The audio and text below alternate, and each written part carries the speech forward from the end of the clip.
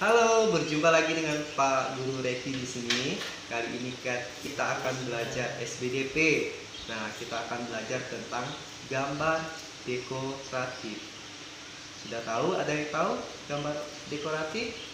Kalau belum tahu, ya ikuti pelajaran berikutnya. Tonton sampai habis ya, supaya mengerti. Kalau belum mengerti, diulang lagi. Oke, kita akan belajar gambar dekoratif. Mari kita belajar. Baik anak-anak, kita akan belajar tematik ya pada pembelajaran ketiga, yaitu pada muatan pelajaran SBDP. Kita masuk ke dalam KD 3.1, yaitu mengetahui unsur-unsur rupa seni rupa dalam karya dekoratif. Ya, jadi perhatikan, tonton videonya sampai selesai. Pak Guru harap kalian mengerti ya, dan di dalamnya juga akan ada tugas yang akan Pak Guru berikan ya. Jadi tolong ditonton sampai selesai, jangan diloncat-loncat ya. Ini adalah buku pelajaran yang kita gunakan, yaitu pada tema 1 pertumbuhan dan perkembangan makhluk hidup. Pada subtema yang ketiga ya, dalam pembelajaran 1 halaman 68 sampai halaman 69, dan dalam pembelajaran 3 halaman 77 sampai 78.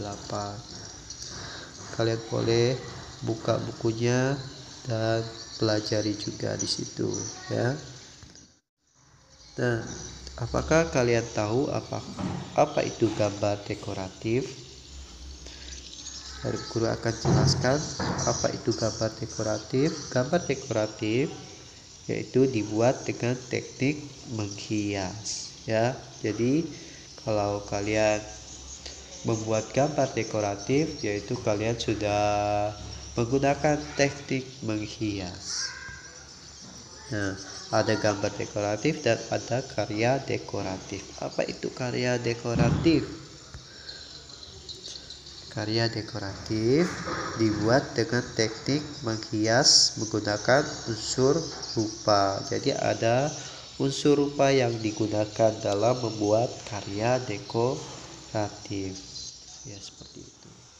Nah, perhatikan gambar berikut. Ini gambar apa, anak-anak?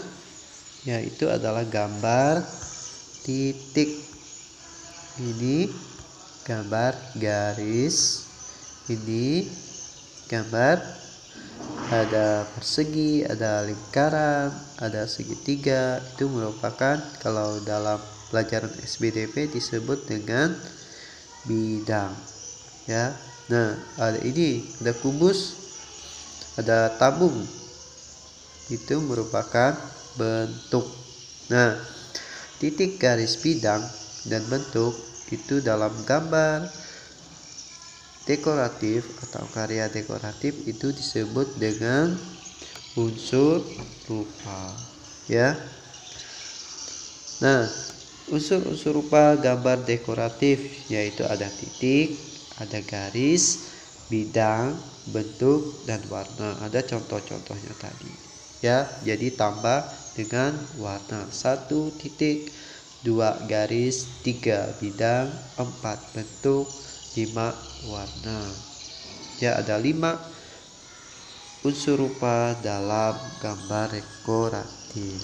Nah, ada 3 warna dasar ya. Jadi ada warna dasar namanya, yaitu ada merah, ada kuning, dan ada biru ya. Merah, kuning, biru itu merupakan 3 warna dasar yang bisa membentuk bermacam-macam warna kalau dicampur. Misalnya merah dengan kuning dicampur jadi warna apa, kuning dan biru dicampur jadi warna apa, seperti itu ya.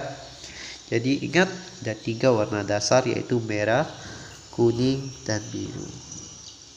Nah, titik merupakan unsur seni yang paling dasar ya. Jadi Dengan titik kita bisa membuat bermacam-macam karya seni, khususnya dalam membuat gambar dekoratif atau karya dekoratif seperti itu. Nah, macam-macam titik diantaranya.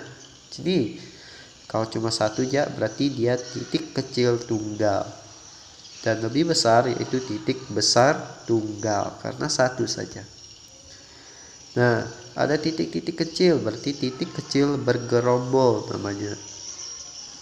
Terus ada titik yang agak besar berarti titik besar bergerombol. Nah, ini adalah titik kecil dan besar bergerombol. Jadi dengan titik kecil, titik besar atau titik sedang atau titik yang lebih besar, kita bisa membuat sebuah karya dekoratif seperti itu. Nah, kalian boleh berlatih membuat gambar dekoratif angsa, yaitu pada halaman 69 dan ada di halaman 77 sampai 78. Ya, itu adalah contoh gambar dekoratif angsa yang dibuat menggunakan unsur rupa. Gambar dekoratif yaitu berupa titik-titik, ya, dari berbagai titik, ada titik besar, titik kecil, titik sedang. Jadi itu dibuat menggunakan unsur rupa berupa titik. Seperti kalian boleh mencobanya, ya, berlatih membuat gambar dekoratif tersebut. Nah, jadi tugas dalam subtema ketiga, kalian boleh kerjakan penilaian akhir subtema ketiga, yaitu pada halaman 94 sampai halaman 95, khusus yang SBDP, ya, bagian A dan bagian B. Ya, kalian tulis jawabannya saja di buku tulis biar Pak Guru enak memeriksanya. Kita lanjut ke dalam pembelajaran keempat, ya, pada KD 3.4, yaitu mengetahui teknik potong, lipat, dan sambung. Tentu di kelas 2 kalian sudah, atau di kelas 1 kalian sudah pernah membuat karya dengan gunting atau memotong, melipat, dan menyambung, ya. Pak Guru hanya menjelaskan lagi biar kalian lebih jelas dan mengulang lagi biar kalian lebih jelas, ya, biar lebih mengerti tentang pelajaran tersebut, ya. Kita masuk ke dalam pelajaran, yaitu dalam buku subtema keempat, ya, pada pembelajaran 1 halaman 100 dan pembelajaran ketiga halaman 109 sampai 110. Kalian boleh buka bukunya, ya, biar kita sama-sama sambil belajar. Nah, prakarya dibuat menggunakan teknik potong, lipat, dan sambung. Ada yang tahu apa itu teknik potong, apa itu teknik lipat, dan apa itu teknik sambung? Nah, di sini kita akan belajar, ya. Jadi perhatikan baik-baik, diikuti sebaik-baiknya supaya mengerti. Nah, teknik potong merupakan teknik yang dilakukan dengan cara memotong bahan.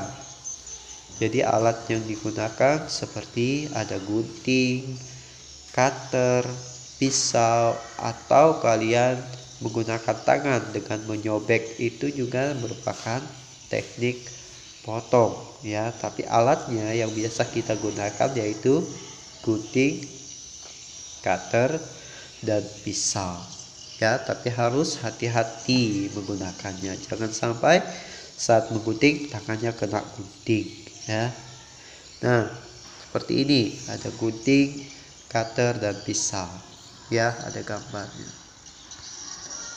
Nah, ada yang namanya teknik lipat, ya, itu teknik kedua dalam membuat prakarya yang akan kita pelajari. Nah, teknik lipat merupakan teknik membentuk kertas dengan keterampilan tangan seperti ini. Nah, ada yang pernah membuat karya seperti ini dengan teknik melipat? Ya, biasanya kita sebut dengan origami atau biasa kita menggunakan kertas origami dengan melipat kertas menjadi sebuah bentuk yang kita inginkan, ya. Nah, teknik sambung merupakan teknik yang dilakukan dengan merekatkan bahan.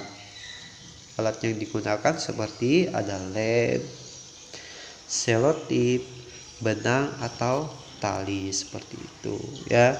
Jadi merekatkan bahan yang terpisah jadi disatukan kembali dengan teknik sambung, ya. Jadi ada 3 teknik yang kita pelajari, yaitu teknik potong, teknik lipat, dan teknik sambung. Kalian boleh di rumah berlatih membuat prakarya buah apel, ya. Di halaman 109 ada cara-caranya, ada langkah-langkahnya. Kalian boleh ikuti langkah-langkahnya, tapi harus hati-hati dalam menggunakan gunting atau cutter, harus berhati-hati, ya. Kalian boleh berlatih di rumah. Kalau kalian sudah bosan atau bosan belajar, kalian boleh berlatih, ya, membuat prakarya buah apel. Ya, tugas yang kedua itu penilaian akhir subtema keempat pada halaman 124 yang khusus yang SBDP, ya. Ya, bagian A dan bagian B. Tulis jawabannya di buku tulis, ya. Demikian pelajarannya yang Pak Guru sampaikan. Pak Guru harap kalian mengerti. Kalau masih belum mengerti, ditonton lagi supaya lebih mengerti, ya. Kalian boleh belajar dari buku atau dari sumber-sumber lainnya, ya. Terima kasih. Demikian pelajaran hari ini. Pak Guru harap kalian bisa mengertinya. Nah, kalau kalian masih belum mengerti, ditonton lagi biar lebih mengerti. Kalau belum mengerti, tonton lagi, ya, biar lebih mengerti. Oke? Terima kasih.